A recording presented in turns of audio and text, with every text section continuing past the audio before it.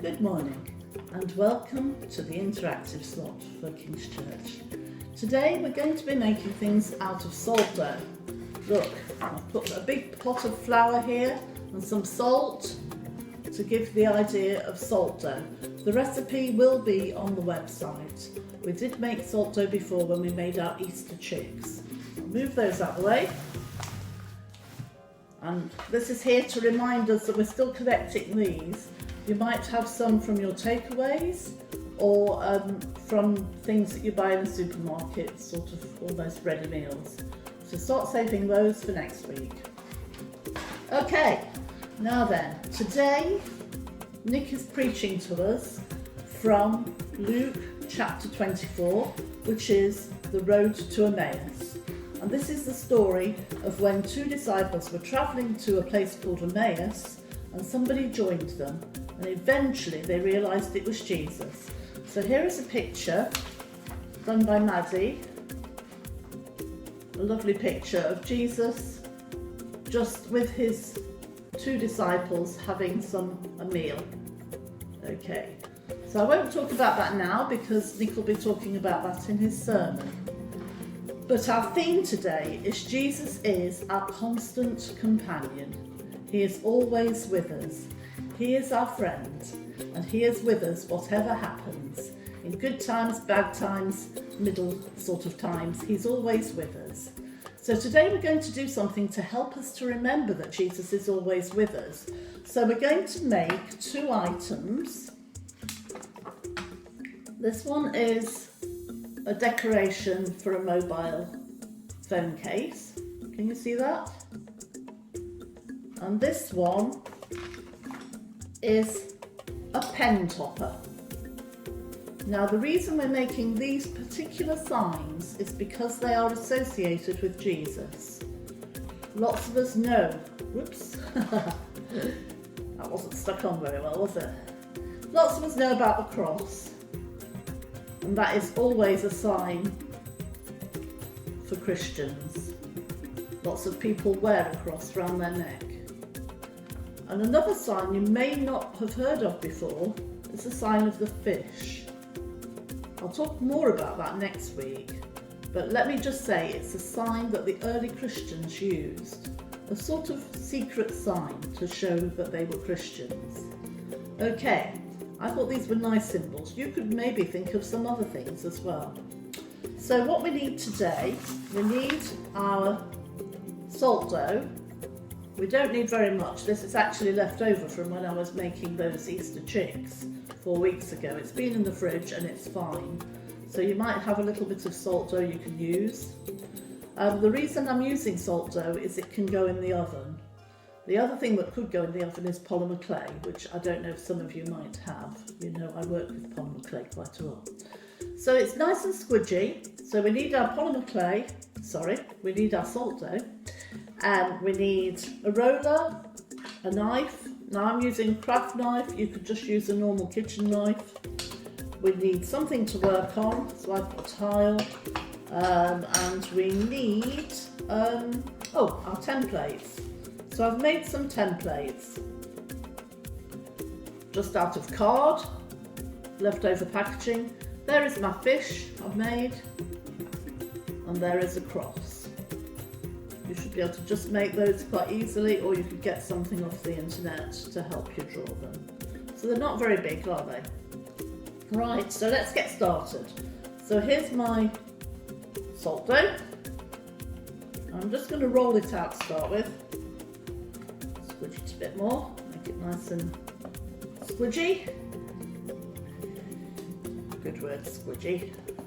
Right, so I'm rolling it out. Don't want it very, very thin, because we don't want it to break.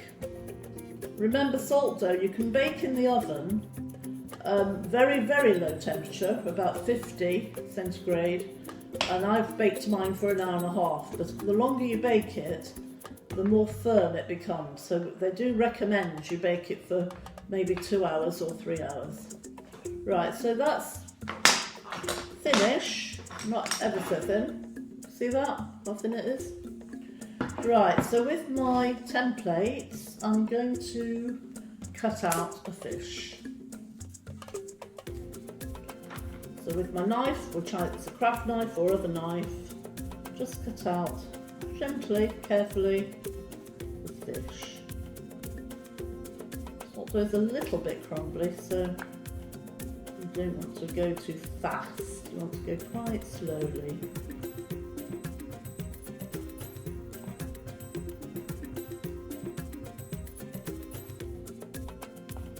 Right, I think that will do. Right, so there's my excess. So carefully remove it from the work surface and smooth it a little bit before you do anything with it. So I'm just smoothing the corners to make it not so breakable because it's a bit delicate at this stage. Just smoothing it, just making sure it's all firmly sticking to itself. Right, so now I can remove my template. And there we have the shape of a fish. Okay? And the next stage is to make a squidgy bit to go on top of my pencil. Now the pencil's going to go in the oven, so it's best to use a wooden pencil, that's fine. I wouldn't recommend using anything with plastic in. Some pencils have plastic in, so just check that it's not a plastic, because I wouldn't recommend that going in the oven. So with our bit of clay that's left over, just a piece, we're going to make it nice and squashy.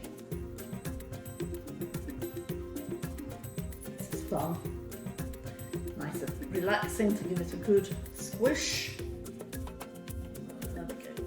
And then we can put the pencil into it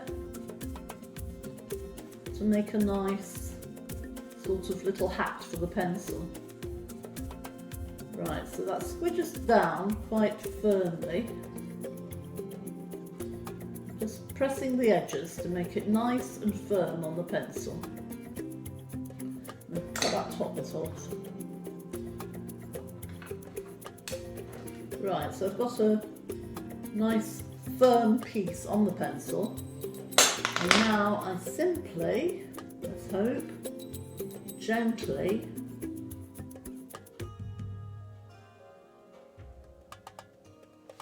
put my thing on there. So that's ready to go in the oven. Okay. Earlier I made a cross. Just get that to show you. Same way. So I could have done the cross. I could even do one on each side of it. There we are. So it's got a cross one side, fish the other side. Makes it a bit heavy, so you might not want to do that. Okay. If you don't want to do a pencil topper, then you could just do a shape on its own. Just a shape. And put that on a baking tray to go in the oven. Okay, so you bake them for at least an hour and a half at a very low temperature. And after you've baked them, you let them cool down. Then you get to the fun bit, which is decorating them. So I'll show you some of the things I've done here. Now then, what have I got? Yes, this one here. Whoops. This one is only with a wax crayon, so that's worked out fine. This one with felt tips, so that's worked out fine. This one is stuck to the thing, so yeah. This one I painted and then I put silver nail varnish on it, and that's come out fine. That's my silver nail varnish. You might have a rummage and see if Mum's got some old makeup or nail varnish that you could use. This one is nail varnish. That's my lovely blue nail varnish. You see that? Whoopsie daisy. Blue nail varnish there. And then this one, I wanted to do something with my shiny paper that I had from my sweetie wrappers. So I've made scales with that. So I'll just show you how I did that. What have I got? Let's have a look.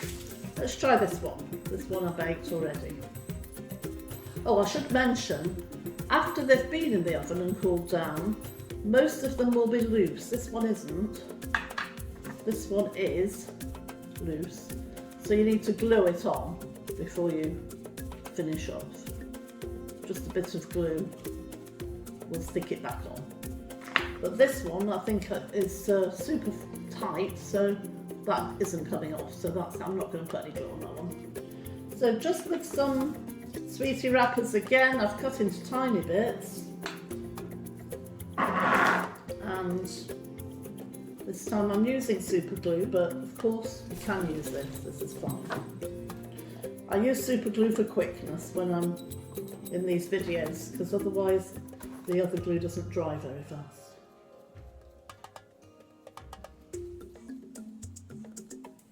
Then, starting at the end, I've decided blue and orange for this one. There's the orange for the tail. Got some blue bits.